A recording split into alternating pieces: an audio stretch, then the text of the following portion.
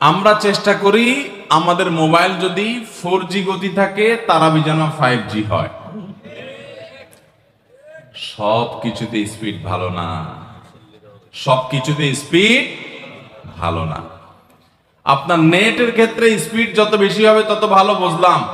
তারাবির ক্ষেত্রে ওই তারাবির কোয়ালিটি বেশি হবে, যেই তারাবি ধীরে সুস্থে হবে, আস্তে আস্তে হবে, শান্তভাবে হবে, বেশি সময় নিয়ে হবে।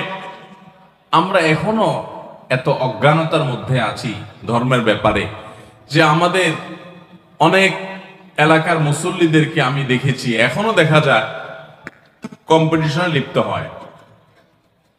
এক এলাকার মুসল্লি অন্য এক এলাকার মুসল্লিরা দেখলে বলে, দোস্ত তোদের তারাবির কি অবস্থা?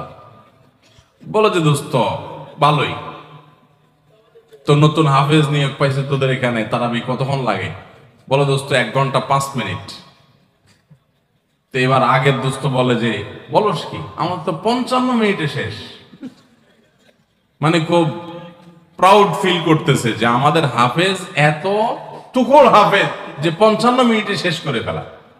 শুনেন, হাফেজদের একটা গোমর বলি আপনাদেরকে। গোমরটা হইল, হাফেজদের জন্য তাড়াতাড়ি পড়াটা অনেক সহজ, আস্তে পড়া এটা সব হাফেজ পারে না।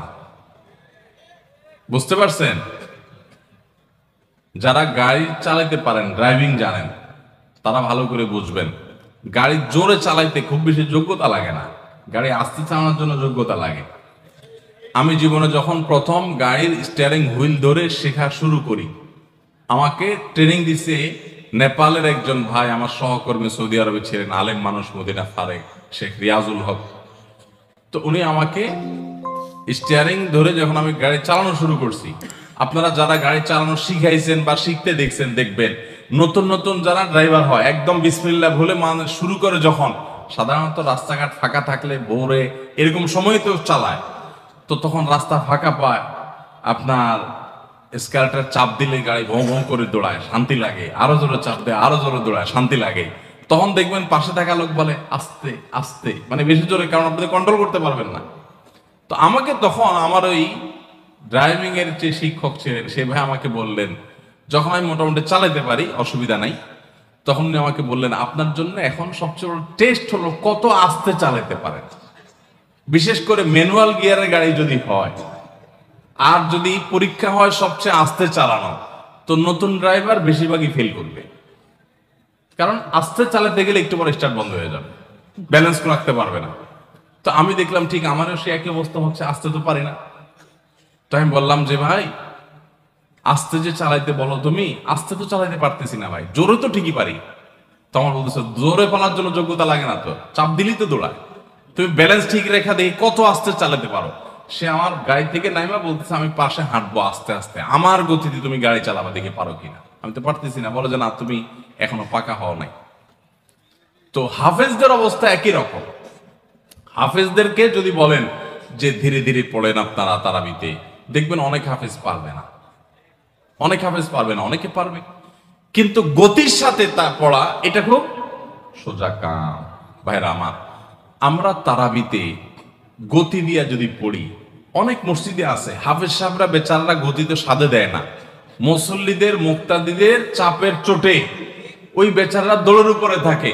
হুজুর আপনারা তো দেরি হয় কেন? পাশের মসজিদের মুসল্লিরা চলে আসে আমাদের আগে, রাস্তাঘাটে দোকানে এসে তারা চা খাওয়া শুরু করে, আমরা পরে বাইর হয়ে আমাদের বাণিজ্যতা লাগে যে তোদের হাফেজ বোধহয় ভালো হাফেজ না। বুঝতে পেরেছেন? ওই কপাল পড়ারা বুঝতেছে না যে তাড়াহুড়ো করাটা ভালো হাফেজ হওয়ার লক্ষণ না। তো এই জন্য ভাই, তারাবিতে অতিরিক্ত তাড়াহুড়ো করা এটা হলো আমাদের বড় একটা ভুল। ঢাকার ধানমন্ডি তাকওয়া মসজিদে আমাদের মুফতি সাইফুল ইসলাম ভাই আজকের অতিথি, ওনার মসজিদে আমি একবার তারাবি পড়েছি। সুবহানাল্লাহ, এত ধীরস্থিরতার তারাবি আমি জীবনে কোথাও দেখিনি। এত ধীরস্থিরতার তারাবি কিয়ামুল লাইল শেষ দশকে যে করে, এত লম্বা সময় নিয়ে এত আস্তে আস্তে পড়েন। আলহামদুলিল্লাহ, মসজিদ ভর্তি মুসল্লি থাকে, পুরো ঢাকা থেকে মানুষ যায়। এরকম মসজিদ বাংলাদেশে আরো আছে, হাতে গোনা খুব কম। আমি অবশ্য তারাবিটা আমার বাসার নিচে আমার ছেলের ইমামতিতে সাধারণত পড়ি। তো যাই হোক, মসজিদে তারাবি এত ধীরস্থিরতার সাথে আমি ওখানে সবচেয়ে বেশি দেখেছি, আরো অন্যান্য জায়গায় থাকতে পারে। তো এই জন্য ভাইরা আমার, রমজানের ভুলগুলোর একটা হলো যে তারাবিতে তাড়াহুড়ো করি আমরা। তাড়াহুড়ো করবেন না। আপনার হাফেজ সাহেবকে যদি আপনি খুব গতিতে পড়তে বলেন, এক পারা যদি প্রথম কয়েকদিন তো 1.5 পারা পড়ে, এরপরে 1 পারা করে পড়ে শেষ পর্যন্ত। 1 পারা পড়তে এশার নামাজ সহজ যদি তার তাড়াহুড়ো করে পড়তে যদি 1 ঘন্টার সময় লাগে, তো ধীরস্থিরতার সাথে পড়লে 1 ঘন্টা বড় 10 মিনিট সময় লাগবে। 5 থেকে 10 মিনিটের পার্থক্য, এর বেশি না।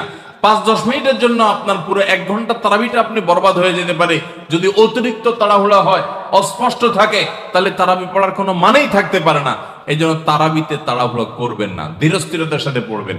এবং এই বছর বিশেষ করে আমরা ওই যে তারাবির সালাতে কোণের বার্তা বইটা লিখেছি, এটার উদ্দেশ্য হলো তারাবি যাতে আপনার কাছে বোঝা মনে না হয়, তাড়াতাড়ি শেষ করে দিতে আপনার মনে না চায়, আপনি আগে থেকে একটু বইটা দেখে যাবেন যে আজকের তারাবিতে কি কি আছে, কোন নবীর ঘটনা আছে। যখন ওই আয়াতগুলো তেলাওয়াত করা শুরু করবে, তখন আপনি রিলেট করতে পারবেন, আপনার কাছে ভালো লাগা কাজ করবে, তারাবিটা আপনার কাছে বোঝাবো। আরেকটা বিষয় আছে, সেটা হলো তারাবির 4 রাকাত পর পর দোয়া পড়া। কি দোয়া জানো? আমি 2-3 শব্দ পারি, সুবহানাল মুলকি ওয়াল মালাকুতি, এতটুকু পারি। এরপরে কি আপনারা জানেন ভালো, যেহেতু কোরআনে কোথাও পাই নাই, এই জন্য আমি তো জানি না, শুধু পাবলিকের মুখোমুখি শুনছি ছোটবেলা থেকে, কিন্তু বই পুস্তক কোথাও পাই নাই কোরআন হাদিসে। তো এই জন্য তারাবির 4 রাকাতের পর পর এরকম দোয়ার কোনো কথা কোরআন বা হাদিসে নাই। 4 রাকাত পর পর সময় দেওয়া হয় কেন জানেন? এটা রেস্টের টাইম, যে 4 রাকাত পড়ছেন একটু রেস্ট করেন। আপনি তখন শুরু করছেন সুবহানাল মুলকি ওয়াল মালাকুতি, আরো রেস্ট আপনার নষ্ট হলো, তো এই জন্য তো আপনাকে সময় দেওয়া হয়নি। তো এই জন্য তারাবির এই ভুলগুলো আমাদের একটা ভুল রমজান কেন্দ্রিক।